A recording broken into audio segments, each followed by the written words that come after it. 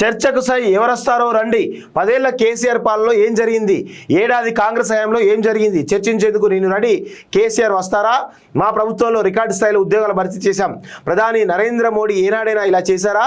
BRS BJP దుష్ప్రచారాన్ని తిప్పికొడదాం. అచ్చొచ్చిన ఆంబోతుల్లా మాట్లాడడం కాదు, చర్చకు రండి. మా శత్రువులు ఏం చేస్తున్నారో గమనిస్తూనే ఉన్నాం. కవిత ఓడిపోతే వెంటనే ఎమ్మెల్సీ ఇచ్చినటువంటి కేసీఆర్ రాష్ట్రంలోని నిరుద్యోగులకు ఉద్యోగాలు ఇవ్వడం చేత కాలేదు. కాంగ్రెస్ పాలనలో రికార్డు స్థాయిలో 55,000కు పైగా ఉద్యోగాలు ఇచ్చాం. బీఆర్ఎస్ వద్దనే ప్రజలు మమ్మల్ని గెలిపించారు. రాష్ట్ర ప్రజల త్యాగాలు నాకు బాగా తెలుసు. వారి ఆకాంక్షలకు అనుగుణంగానే పాలన ఉంటుంది. ఎన్ని ఒడిదుడుకులు ఎదురైనా ఇచ్చిన మాట నిలబెట్టుకుంటాం. పెద్దపల్లి యువ వికాస సభలో రేవంత్ రెడ్డి అంటూ నిన్న దాదాపు 9,008 ఉద్యోగాలకు సంబంధించినటువంటి వాళ్ళ అపాయింట్మెంట్ పత్రాలు ఈరోజు అందించేటువంటి భాగంగా ఈ ప్రజా విజయోత్సవాల సభలో భాగంగా పెద్దపల్లిలో ఆ యువ వికాసం సభలో వాళ్ళందరికీ కూడా ఈరోజు జాబులు ఇవ్వడం జరిగింది. దానిలో మాట్లాడుతూ నిరుద్యోగులకు సంబంధించిన విషయం మాట్లాడుతున్న విషయం వాస్తవం. ఇక్కడ గత కేసీఆర్ ప్రభుత్వంలో ఏనాడు కూడా నిరుద్యోగులను పట్టించుకోలేదు. నిరుద్యోగులను పురుగుల్లా చూసినటువంటి సంఘటనలు మనం అనేకం చూస్తూ ఉన్నాం. నిరుద్యోగులారా ఒకసారి గమనించండి. గత ప్రభుత్వ తీరుకి ఈ ప్రభుత్వ తీరుకి తేడాలేంటో గమనించి నిర్ణయం తీసుకోవాల్సిందిగా కోరుతున్నాం. ఇప్పటికే డిఎస్సి పూర్తి అయిపోయింది, గ్రూప్ 1 పూర్తి అయిపోయింది, గ్రూప్ 2 పూర్తి అయిపోయింది. ఈరోజు అనేక రకాల ఎగ్జామ్స్ కూడా పూర్తి అయిపోయి దాదాపు ఈ నిన్న ఒక్కరోజే 9,000 మందికి నియామక పత్రాలు కూడా ఇవ్వడం జరిగింది. ఇప్పటి వరకు దాదాపు 60,000 ఉద్యోగాలు కంప్లీట్ చేయడం జరిగింది.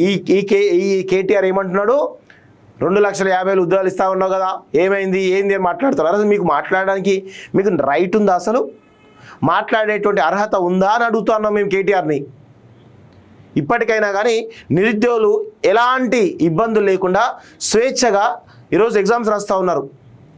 ఈరోజు ఎగ్జామ్స్ రాసిన తర్వాత ఎగ్జామ్స్లో క్వాలిఫై అయితే జాబ్ వస్తే ఓకే, జాబ్ రాకపోతే ఇంకేమో నోటిఫికేషన్ ఉన్నాయా అని చూసి ప్రిపేర్ అవుతున్నారు. ఇక లేవు, ఇక మేము రాయలేని పరిస్థితిలో ఉన్నామని తెలిస్తే ఏదో ఒక జాబ్ చేయడానికి మానసికంగా సిద్ధమవుతా ఉన్నారు తప్ప ఈరోజు కోచింగ్ సెంటర్లు బతికేయడానికి కేసీఆర్ లాగా ప్రయత్నం చేయలేదు. 10 సంవత్సరాలు ఇవిగో జాబులు, అవిగో జాబులు, ఇవిగో జాబులు, అసెంబ్లీ ప్రకటిస్తున్నాం, అసెంబ్లీ 50,000 ఉద్యోగాలు ప్రకటిస్తున్నాం, అది ఇది అనుకుంటా మాట్లాడింది తప్ప కోచింగ్ సెంటర్లకు కోట్ల రూపాయల కాస్ట్ల వర్షం కురిపించేటువంటి ప్రయత్నం చేసిండు కేసీఆర్ తప్ప ఏనాడు కూడా నిరుద్యోగుల పక్షాన మాట్లాడలేదు. ఆ విషయం తెలంగాణ సమాజానికి తెలియదా? తెలంగాణ నిరుద్యోగ సమాజానికి తెలియదా? ఈరోజు నిరుద్యోగ సమాజం అంతా కూడా ఏకోన్ముఖులై ఉన్నారు. ఈరోజు వాళ్ళంతా కూడా అశోక్ నగర్లో ప్రిపేర్ అవుతూ ఉన్నారు.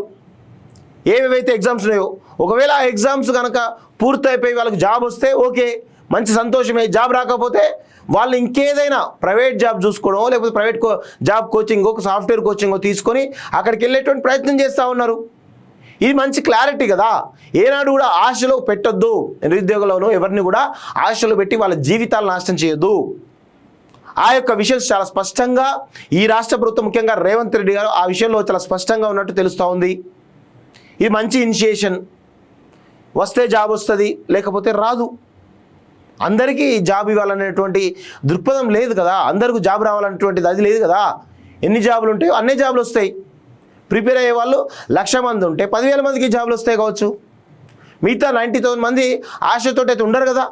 వాళ్ళు ఆ జాబ్ రాకపోతే ఇంకేదైనా జాబ్ చూసుకుంటారు, ఏదో ఆల్టర్నేట్ చూస్తారు. సో ఖచ్చితంగా నిరుద్యోగ సమాజం ఈ 1 year పాలనలో కొంత మెరుగైనటువంటి ఫలితాలను వాళ్ళు చూస్తున్నట్టు నాకైతే స్పష్టంగా అర్థమవుతోంది. ఇక నిరుద్యోగ సమాజమే చెప్పాల్సినటువంటి అవసరం అయితే ఉంది దీని గురించి.